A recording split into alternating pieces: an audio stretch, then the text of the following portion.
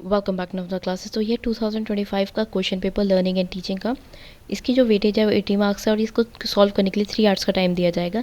इसके अंदर टोटल आपको 5 क्वेश्चन अटैम्प्ट करने हैं, जिसके अंदर जो क्वेश्चन नंबर 1 है वो कंपलसरी है। बाकी जो 4 यूनिट है उनमें से 2 में से कोई एक क्वेश्चन आपको अटैम्प्ट करना है, वो 16 मार्क्स ईच होता है, क्योंकि इसकी जो वेटेज है वो 80 मार्क्स है। अब हम आ जाते हैं कंपलसरी क्वेश्चन पे। कंपलसरी क्वेश्चन के अंदर जो सबसे पहला शॉर्ट नोट है वो है concept of teaching, B part है role of playing, C part है फैक्टर इन्फ्लुएंसिंग लर्निंग और डी पार्ट है primary laws of learning by Thorndike. इसके जो हिंदी एक्सप्लेनेशन वो है स्क्रीन पे आपको दिख रही है। उसके बाद हम आ जाते हैं यूनिट नंबर 1 पे। यूनिट नंबर 1 में 2 में से कोई एक क्वेश्चन आपको अटैम्प्ट करना है। तो पहला क्वेश्चन है explain concept nature and types of learning in detail.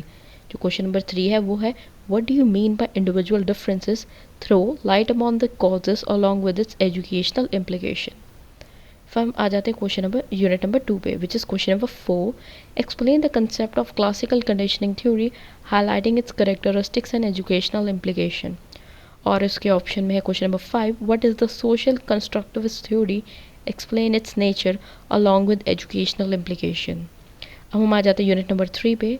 उसका क्वेश्चन नंबर जो 6 है वो है explain main characteristics of teaching, differentiate training from teaching.